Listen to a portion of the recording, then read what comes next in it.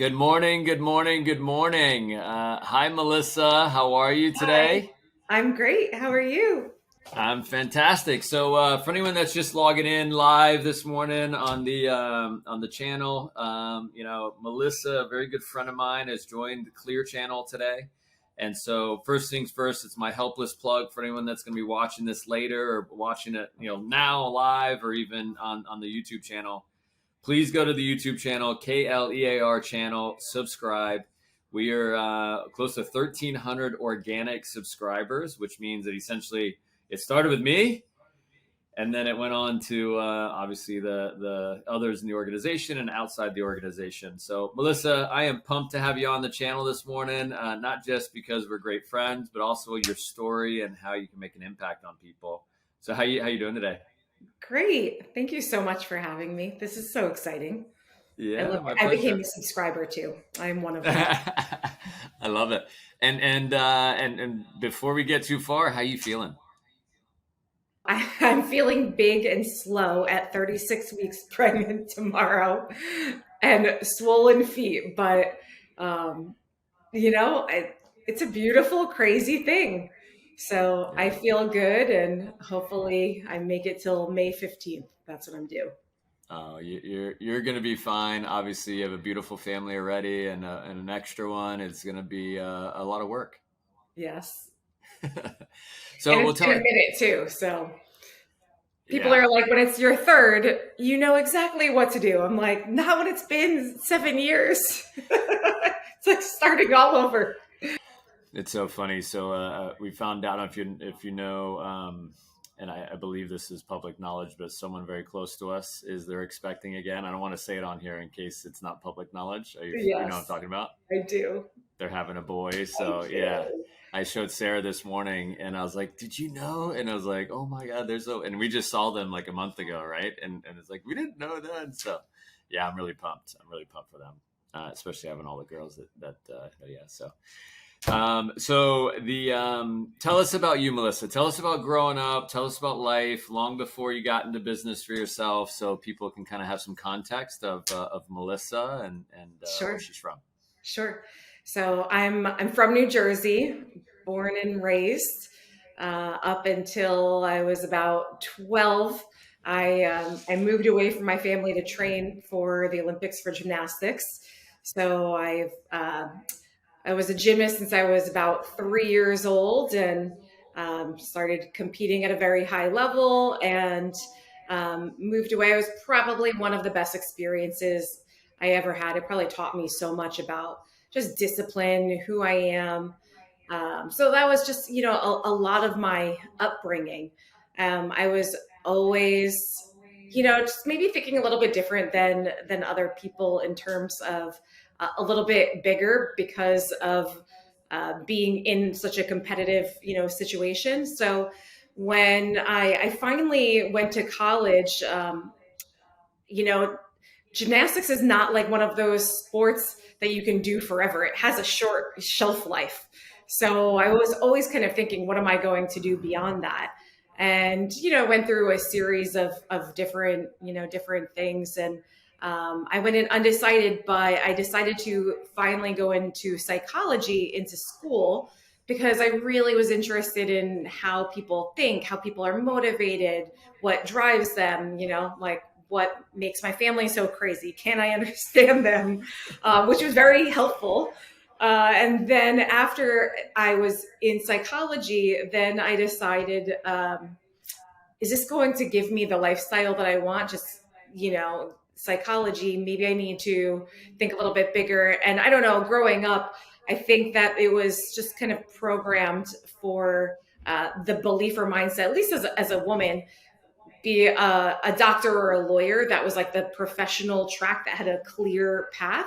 And so I picked doctor path, to go to medical school. I think all the successful people in my family that were male, they owned electrical companies. They owned, just different types of companies, and I didn't see myself that way. So I was kind of pursuing going to medical school while I was in college, and when I graduated, I took that like gap year, and as soon as I graduated, I started traveling because I knew I was going to, focus for the next 5 years or whatever it was going to be to go to medical school. So I went to Europe, I went to Hawaii. I was fortunate enough that I had a grandmother who like really gave me the opportunity to travel. And then once that kind of, ended and I ran out of funds to travel, then Grandma funds the the funds from from graduation, grandma. yeah, yeah, Okay. grandma from Nana. Yeah. After Nana funds ran out, then I lived in New Jersey, so I was on the Jersey Shore. What was close to me was Atlantic City, so I went to Atlantic City, and I, tried my hand at craps and won a little bit to last me a little longer because I didn't want to work because I knew I was going to work so hard when I went to medical school. So all this time, I'm, kind of studying for my MCATs. Got some money, and finally, when that ran out, then I needed to get a job. So I was like, what am I going to do? I don't really want to work in my hometown, but I happened to start working at this little spa in my hometown, which was called Hand and Stone Massage Spa. And it was just one location in my hometown. And I got to work really closely with the founder, and he decided that he wanted to franchise, but he had me doing all sorts of different things. And so while I was like working with him, he opened up a second location, and he's going through the process of franchising, and I would have to sell these memberships for him, but when he wasn't there, I really wasn't interested in selling for like the $3 commission. And then when he was there, I was really interested in doing a good job and looking good. And so he really started explaining to me that the value of sales, and how his whole business was predicated on the fact that people would buy memberships, and this is how his business would function, but that all business was based upon sales. And so he had said that previous to owning this spa, he was a physical therapist, but he also had done Kirby vacuums door to door. And that was his experience that he felt had really given him all of the tools that he needed in order for him to run this successful business.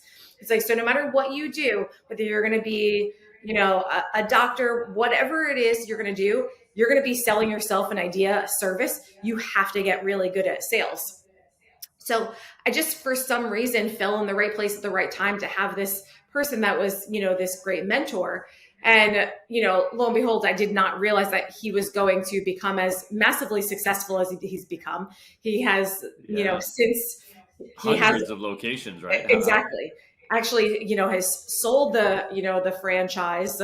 His, son and daughter, they actually own some locations. And, but what he instilled in me and what he, gave to me in that time in terms of knowledge about sales, thinking bigger, all of those things that really, stuck with me. I also happened to have this one experience when I was interning in college with the professor of Georgetown. He like ran the business school at Georgetown, and I was interning at his medical practice, and I would like drive for free to go to a free internship just to get experience to put on my resume. And he would talk to me about medicine and what I would do in the future, but then he would also talk about business. And every time he would talk about the intricacies of medicine, I would be like, pay attention. Every time he talked about business, I was really interested. And he said the reason why he was so successful was not because he was a doctor, it was because he owned the practice. He owned the medical practice. And so between those two opportunities where I really got to sit with these influential people that were, successful, that talked about, sales and business, it opened my mind to maybe thinking a little bit outside of the box, because I was not really thinking, business. So when I went on an interview with, I was in New Jersey, and I moved back to Baltimore because I was kind of my comfort zone, and I went to Towson University. So I moved to Baltimore with my roommate, and I just started interviewing just to get some experience, thinking maybe I won't go to medical school, but maybe I'll go back to school. And went on an interview, and in that interview, I shadowed, someone for an entire day doing business to business sales. I came back at the end of the day, and I was like, I have no idea if this is something that I want to do. However, I sat down with the owner of the company, uh, Eric Chapman, and when I sat down with him, he laid out, he started in the entry level position and moved his way through leadership management, ran a company. His client was Verizon, and he's looking for someone to kind of go through that same path. And in that moment, I thought to myself, well, what are my options, right? Like, am I going back to school, and what is that going to give me? Am I going to feel more, am I going to gain more skill sets, or is that just going to be knowledge? Am I going to be in debt? Am I going to be guaranteed something when I get out? Or can I start here, learn all of these set of skills, and potentially feel more qualified whether I move up in this sort of role, or maybe take that and go somewhere else?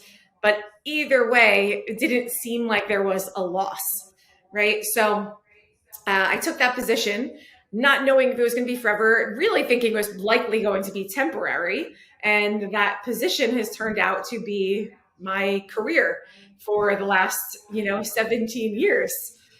And it's so interesting because my roommate from college that I was living with at the time, she had said, "Oh, don't go on that interview because it's too far of a commute. You're not going to want to commute." But because it was where, close proximity to where I went to college, I'm like, well, I don't know where I am around here. I'm just familiar with that area. I'm willing to commute because that makes me comfortable. But had I not gone on that interview, my whole life would be different. So I think what made me stay, was not because I was excited about what the day to day necessarily was, but I was so excited about what I was learning, the people that I was surrounding myself with, the skills that I was gaining. I went on my first conference, and it was just really so much bigger than I could have ever imagined in terms of an industry and growth and where it could be in the future, that I was like, this is like one of those, opportunities that people say pass you by like a stranger in the night, or, it's like dressed up in workman's clothes. And I happen to fall into this great opportunity that has become one of, the best things that I've done in life. So here we are, 17 years later, moved across the country a bunch, Yeah. and done a lot of things. It's awesome.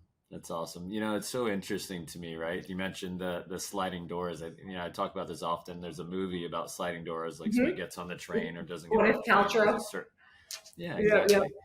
And and I feel that way about my life numerous times. And as I've met Sarah, and my relationships, my family, and obviously you and I have been through a lot, with our families, right? We've dealt with some really tough times, and and I think it's very interesting the people that show up. When you go through things, positive and negative, and I know I can say this with complete confidence with our peers and our partners in the business, that when we were in a tough place, they showed up for us big time. Massively. Yeah. Yeah. So not to get too deep into that, do you mind sharing a little bit about your growth in the business? And then I love the story about the boat that touches my heart, and Yeah. kind of that whole side of things. Are you comfortable sharing that? Yeah, absolutely. My boat is over here. You can't see it. It's in there. But yeah, so when I was first starting in the career, um, my mom was like, what are you doing? You're not going back to medical school. Like, what's happening here? And I was like, well, I've given you no reason to think anything except for I've made good decisions in my past. Just trust me. And so we've had this conversation day after day about whether I was going to, go back to school or not. And I'm like, give me a year to do what I think I can do. And if I'm not where I want to be, then, I'll go back to school. We probably got to about a year, and we never really had that conversation because I think that she knew I was just so committed in where I was going at that point that she kind of just like let it slide. But I will say that at a year, I wasn't in the management position that I had said I was going to be in, but it gave me this sense of urgency at that point. Like, I said I was going to be here. I better really back up my words with my actions. And at that point, I think I got really serious. And it was 5 months later, I was in a management position. And now at this point, I open up my first office. I'm running a business representing Verizon, and I am in Long Island, New York. And so I'm in New York one day, and I'm in my office, and my mom calls me up, and she tells me that she's going to go to our, our doctor, that had really kind of taken a vested interest in me specifically because I was going to be going down that path of going to medical school, and he would always ask me what I was doing. And so she told me she didn't want to go to the doctor that day because she didn't want to see him and have that conversation about what I was doing and feel this like disappointment or something. And, first she was just like, I just don't really want to go. And I was like, why? And she's like, I don't know. He's going to ask me about what you're doing. And, I don't really know what to say. I'm like, what do you mean you don't know what to say? I run a business, my own business, and I'm representing one of the largest telecommunication companies in America. What else is there to say, right? And she's like, yeah, I know. And so anyway, we end the phone conversation, and then later on, she calls me up and she's like, Liz, you will never believe this. And I was like, what? She's like, well, I went to the doctor, and we had, of course, he asked me about you and how you were doing. And I told him you were doing well. And I told him how you like kind of own your own business. Like, what do you mean kind of? Like, I own my own business. And you have a client that represents Verizon. And then he was like, wait a minute.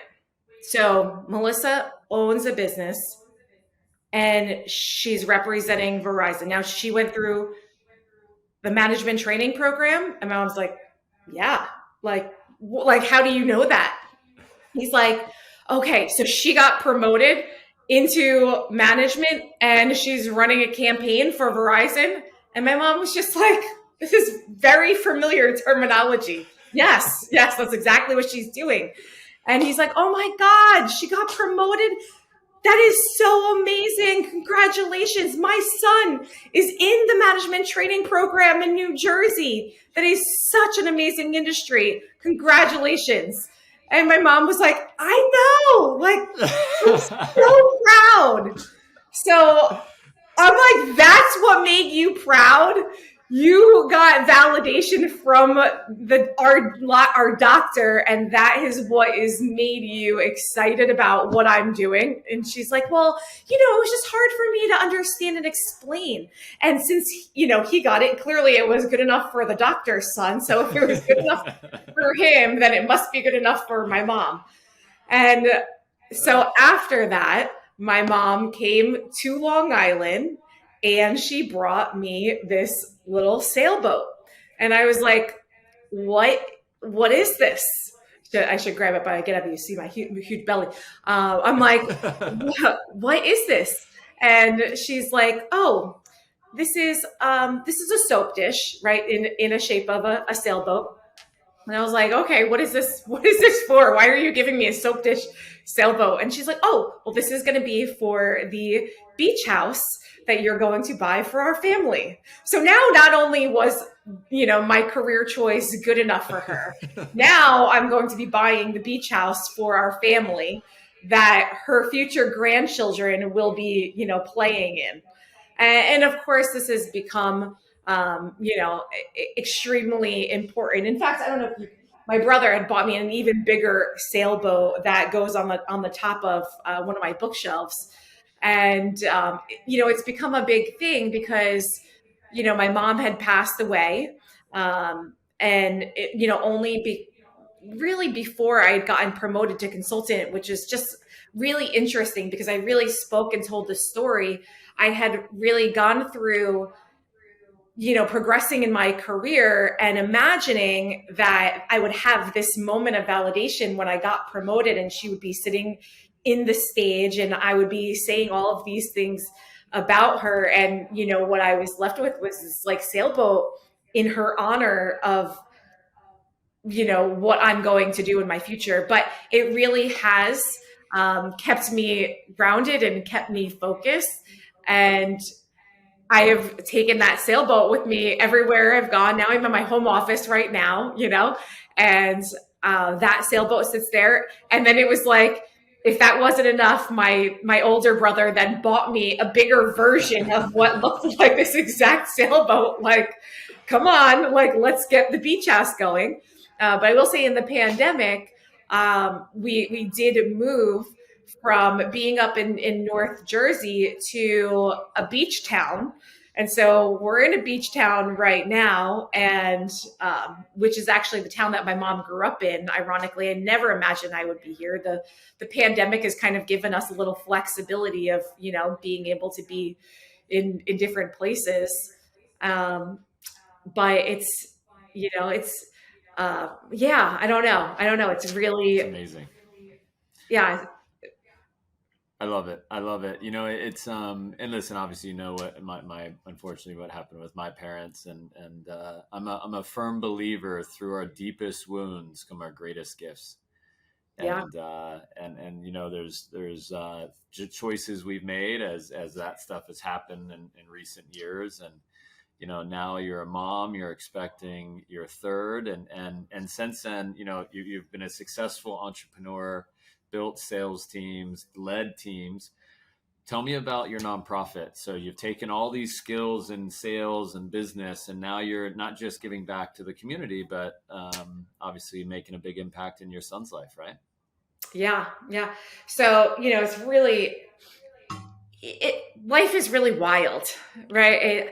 I would have never imagined that one, I would have chosen a career path that would have given me enough freedom and taught me the resources that I needed to put me in a situation where I am now. Because when my son was born, and he was born with a rare genetic disorder, and we didn't know it right away.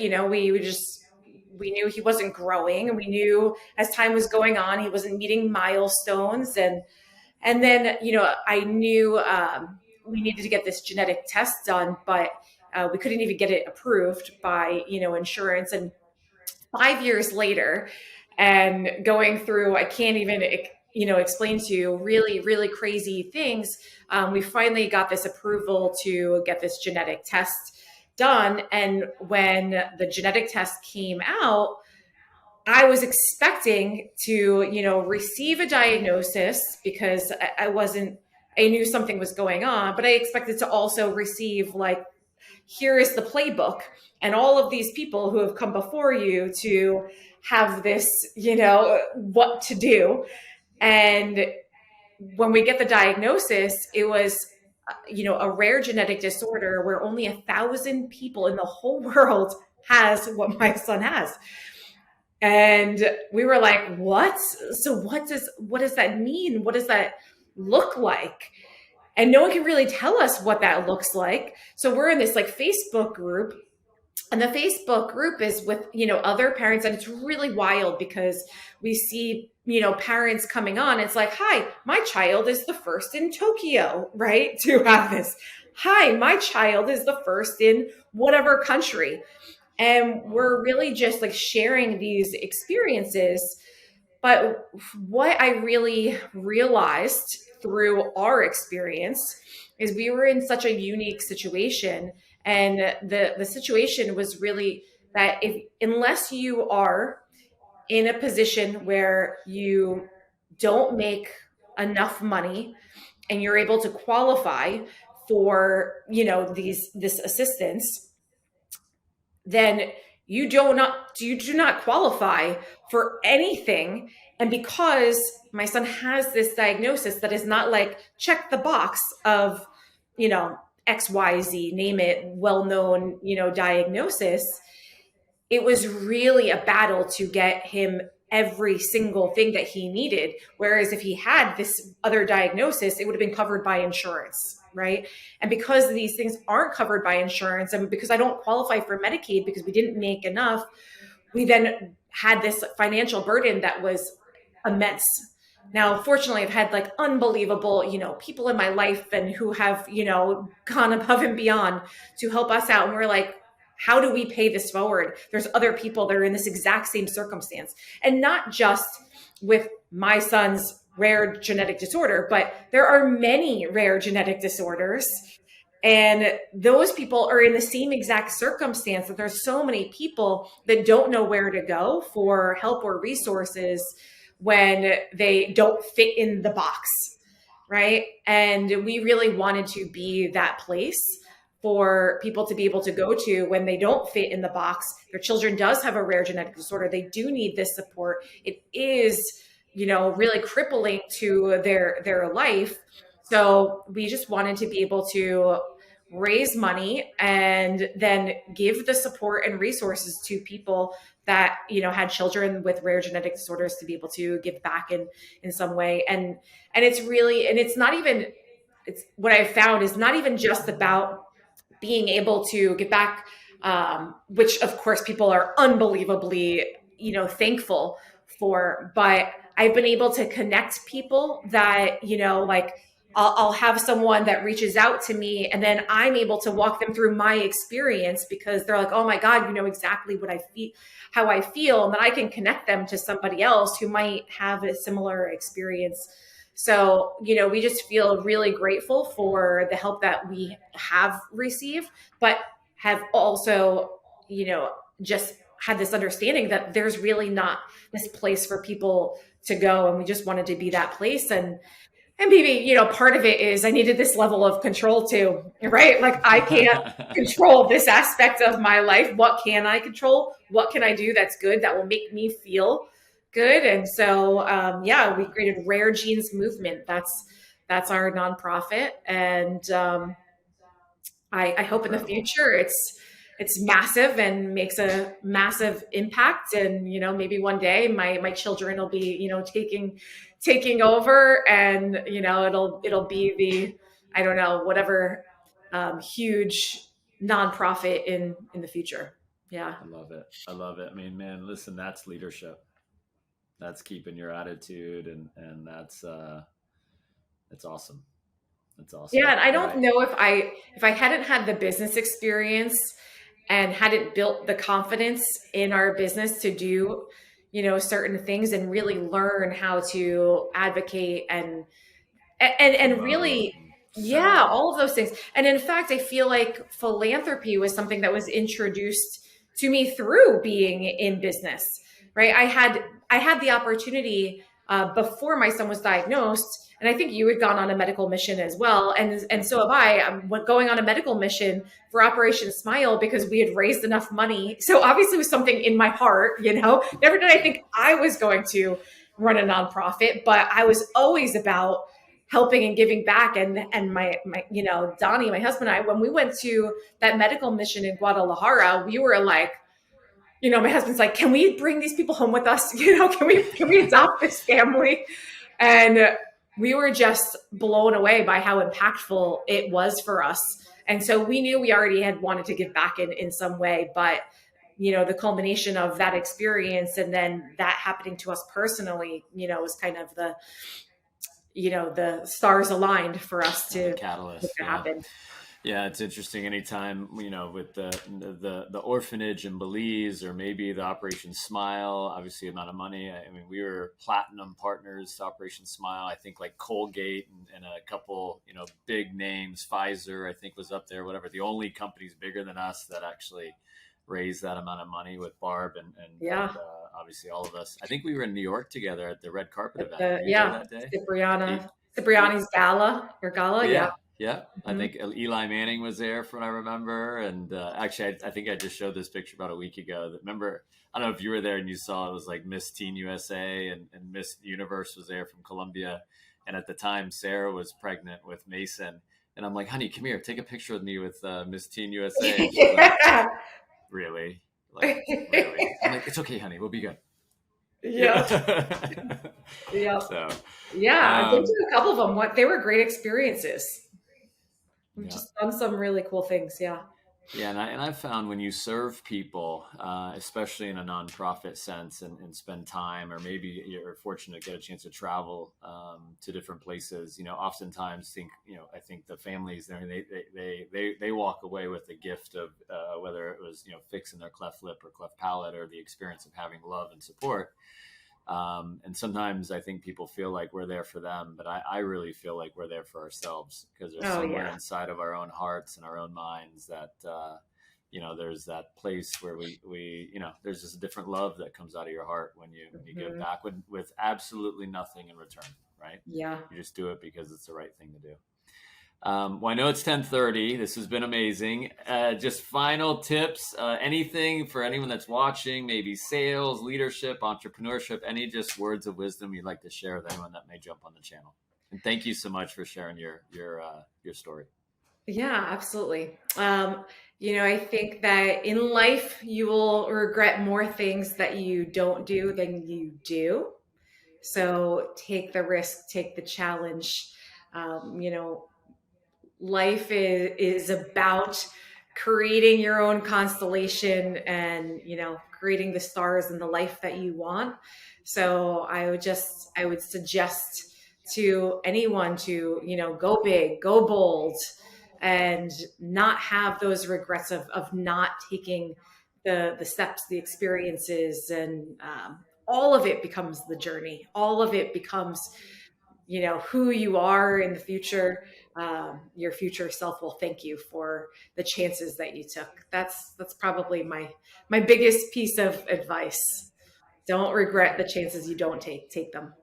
I love it. I love it. This morning I was on a call with a group of people, and one of the comments was very similar to that. He said, the price of success is not as costly as the bill of regret. Yeah. So exactly what you're talking about. Melissa, thank you so much. Thank Obviously, you. we will probably talk between now and number 3 coming along, but Yes. all the best, fast Thank and, you. and Thank you. easy and everything. And tell Donnie that obviously Sarah and I send love to all I your whole will. Thank family you and so much. everyone. Vice And versa. thank you so much for coming on today. All right. All Thanks, right. Dan. Yeah. Yeah.